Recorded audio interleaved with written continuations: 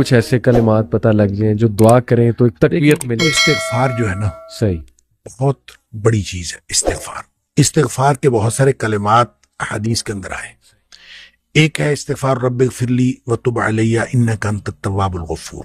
بہت شاندار استغفار ہے. قرآن مجید میں نہیں، یہ حدیث میں. حدیث رب اغفر لی وتب علی انک انت التواب الغفور. ٹھیک. ایک استغفر اللہ الذی لا الہ الا هو الحی القیوم واتوب الیہ. بالکل صحیح. یہ والا جو ہے نا استغفر اللہ الذی لا الہ الا هو الحی القیوم واتوب الیہ، اندازہ کیجئے کہ حدیث میں قرآن میں آتا ہے کہ جو شخص میدان جنگ سے فرار ہو نا اس پر اللہ کا غضب نازل ہوتا ہے. صحیح. یعنی میدان جنگ سے، میدان جہاد سے جو شخص فرار ہو صحیح. اس پر اللہ کا غضب نازل. صحیح. اس قدر اس نے بڑا جرم کیا. نبی کریم صلی اللہ علیہ وسلم فرماتے ہیں کہ جو شخص سوچ سمجھ کر 3 دفعہ یہ پڑھ لے استغفر اللہ الذی لا الہ الا هو الحی القیوم واتوب، 3 دفعہ سوچ سمجھ کے پڑھ، نبی پاک صلی اللہ علیہ وسلم فرمایا اللہ تعالیٰ اس کے سارے گناہ معاف کر دیتا ہے، چاہے وہ میدان جہاد سے فرار ہوا ہو. اللہ. آپ اندازہ کریں پیچھے بات کیا رہے گی. اللہ. یعنی اتنا بڑا اگر گناہ اس سے سرزد ہوا ہے اور وہ اللہ سے معافی مانگتا ہے استغفر اللہ الذی لا الہ الا هو الحی القیوم، 3 دفعہ یہ کہتا ہے تو اللہ تعالیٰ اس کے سارے گناہ معاف کر دیتا ہے. پھر حدیث میں آتا ہے کہ سبحان اللہ و بحمدہ، صحیح. جو شخص یہ 100 دفعہ پڑھتا ہے صحیح. سبحان اللہ و بحمدہ، بس اتنا، صحیح. اور اللہ تعالیٰ اس کے گناہ معاف کر دیتا ہے چاہے سمندر کی جھاگ کے برابر ہو. کیا یعنی جتنے بھی گناہ ہیں اللہ تعالیٰ معاف کر دیتا ہے. بالکل ٹھیک. تو یہ اسی طرح جو اللہم اجرنی من النار ہے، جی ہاں جی ہاں، یہ 7 دفعہ اگر کوئی شخص صبح کے وقت پڑھ لے، صحیح. 7 دفعہ شام کے وقت پڑھ لے، صحیح. اگر اس دن میں اور اس رات میں اس کی موت آ جائے اللہ تعالیٰ جنت عطا فرما دے گا. پھر سید الاستغفار ہے، جی. یہ تو میں سمجھتا ہوں شارٹ کٹس ہیں. ہاں. تو سید الاستغفار 1 دفعہ پڑھ لے، اللہم انت ربی لا الہ الا انت خلقتنی، تو یہ 7 دفعہ، یہ 1 دفعہ پڑھ لے. صحیح. دن کے کسی ایک حصے میں پڑھ لے، اس دن فوت ہو گیا تو انشاءاللہ جنت میں چلا جائے گا. سبحان. رات کے کسی ایک حصے میں 1 دفعہ پڑھ لے سبحان. تو اس رات فوت ہو گیا تو جنت میں چلا جائے گا. تو گویا صبح شام کے یہ اذکار میں یہ تو شارٹ کٹس ہیں صحیح. کہ اگر انسان یہ پڑھ لے صحیح. تو انشاءاللہ وہ جنت میں جائے گا. باقی جو انسان کو یہ خیالات آتے ہیں نا، سائیکولوجیکلی انسان کو ریگریٹ ختم نہیں ہوتا، جی. یا گلٹ ختم نہیں ہوتا، جی. یا آپ کہہ لیجئے کہ اس کے وسوسے ختم نہیں ہوتے، ایسے تو اس کے لیے ایک علاج نبی کریم صلی اللہ علیہ وسلم نے بتایا، وہ ہے لا حول ولا قوت الا باللہ. واہ. بس اتنا. صحیح. اور اس کو اگر 100 دفعہ کوئی شخص پڑھ لے، اچھا. لا حول ولا قوت الا باللہ. صحیح. صحیح. لیکن پڑھنا کیسے ہے؟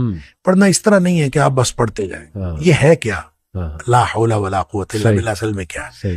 حول کا معنی بھی قوت ہے اور قوت کا معنی بھی قوت ہے. لا حول ولا قوت، یوں کہہ لیجئے نہ کوئی اجتماعی طاقت نہ کوئی انفرادی طاقت الا باللہ، سوائے اللہ کے، یا نہ گناہ چھوڑنے کی طاقت نہ نیکی کرنے کی طاقت صحیح الا باللہ. یعنی یا تو ایک کو پازیٹیو بنا لے، ایک کو نیگیٹو بنا لے، یا ایک کو اجتماعی یا ایک کو انفرادی. صحیح. اب اللہ کے سامنے اس کو اپنا مسئلہ سمجھ کے نا، اپنا جو بھی مسئلہ ہے وہ سوچے، صحیح، اور سوچ کے اپنے اللہ کے سپرد کر دے. یا اللہ میری تو کوئی طاقت نہیں، نہ انفرادی نہ اجتماعی، الا باللہ. ہاں تو عطا فرمائے طاقت تو ہو سکتی ہے. کیوں میں اس کو کہتا ہوں یہ بے بسی کا کلمہ ہے. بے بس آدمی اپنے اللہ کے سامنے بے بسی کا اظہار کرے اس کلمے کے ذریعے. صحیح صحیح. تو پھر یہ نبی پاک صلی اللہ علیہ وسلم نے فرمایا، جس شخص نے کہا تھا نا مجھے وسوسے آتے ہیں، جی، آپ نے فرمایا لا حول ولا قوت الا باللہ پڑھا کر، تیرے وسوسے بھی ختم ہو جائیں گے، اور اس کے علاوہ اللہ تعالیٰ تیرے 100 مسئلے حل کر دے گا. واہ واہ. آپ اندازہ کریں ایک شخص کے 100 مسئلے ہوتے نہیں ہیں. صحیح. 2 نہیں تو 4، 4 نہیں تو 6، 6 نہیں تو 8.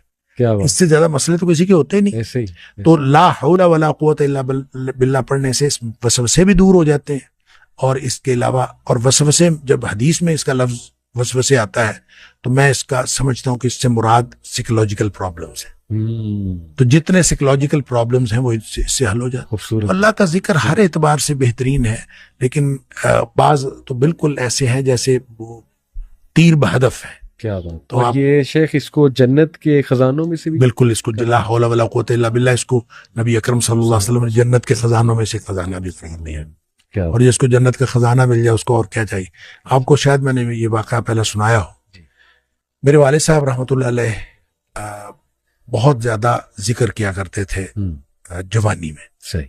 اور ہماری دادی بھی بتایا کرتی تھی کہ یہ محی الدین بڑا ذکر کیا کرتا تھا. تو اس کے مختلف وہ جنگل میں چلے جاتے تھے بعض اوقات، اپنا ان کا تو طریقہ کار تھا. والد صاحب نے خود مجھے یہ واقعہ بتایا. وہ کہتے ہیں کہ مجھے ایک دفعہ یہ حدیث نظر سے گزری کہ جنت کے خزانوں میں سے خزانہ ہے لا حول ولا قوت الا باللہ. تو کہتے ہیں میں نے اس کے بعد باقی سارا ذکر جو ہے کم کر دیا. اچھا. تو سب سے زیادہ اسی کو پڑھا لا حول ولا قوت. کہتے ہیں میں نے یہ سوچا کہ جس کو جنت کا خزانہ مل جائے اس کو اور کیا چاہیے. تو کہتے ہیں میں نے صبح و شام کثرت کے ساتھ لا حول ولا قوت الا باللہ لا حول، بس یہی. اصل میں یہ بات والد صاحب نے مجھے اس سوال کے جواب میں بتائی تھی کہ والد صاحب نے کبھی بھی دنیاوی طور پر کوئی کاروبار، کوئی جاب نہیں کی. اچھا. نہ کوئی کاروبار کیا، صحیح، نہ کوئی جاب کی. صحیح صحیح. 16 بہن بھائی ہم تھے جن کو پالا ہے انہوں نے. تو میں نے ایک دفعہ ان سے پوچھا تھا کہ ابا جی آپ کو کبھی زندگی میں کاروبار کرنے کا خیال نہیں آیا؟ ان کا آیا تھا، ان کا کاروبار کا خیال آیا تھا جوانی میں. پھر انہوں نے یہ واقعہ بتایا ان کا، جب یہ میں لا حول ولا قوت الا باللہ بہت زیادہ پڑھتا ہوں، اس سے پہلے کہتے ہیں میں سوچا کرتا تھا کہ میں کوئی کاروبار کر لوں. تجارت کہتے ہیں مجھے بہت پسند تھی، اس لیے بھی پسند تھی کہ نبی پاک صلی اللہ علیہ وسلم کو تجارت پسند تھی، اور اس لیے بھی کہ نبی پاک صلی اللہ علیہ وسلم فرمایا اس میں بہت زیادہ برکت ہے. صحیح. کہتے میں سوچا کرتا تھا، کیا نہیں کبھی. تو جب لا حول ولا قوت الا باللہ میں نے بہت زیادہ پڑھا، کہتے ایک دفعہ خواب میں مجھے اللہ تعالیٰ نے دکھایا کہ میرا یوں کر کے دھڑ جو ہے وہ آدھا کر دیا گیا. اچھا. آدھا کر کے مجھ سے الگ کر دیا گیا. اچھا. اور میرا آدھا دھڑ الگ ہو گیا، لیکن میں باقی کا پھر بھی مکمل ہوں. یعنی وہ آدھا دھڑ الگ کر دیا گیا ہے اور میں پھر بھی مکمل ہوں. صحیح. اور مجھے خواب میں ہی بتایا گیا، یہ سمجھایا گیا کہ تیری دنیا ہم نے تجھ سے الگ کر دی ہے. جنت مانگتے تھے نا اللہ، تو ہم نے تجھ سے تمہاری دنیا الگ کر دی ہے. تو والد صاحب یہ فرمایا کرتے تھے کہ اس کے بعد مجھے زندگی میں کاروبار کرنے کا خیال بھی نہیں آیا. اس سے پہلے خیال آتا تھا، کیا تو پہلے بھی نہیں تھا، اس سے پہلے خیال آتا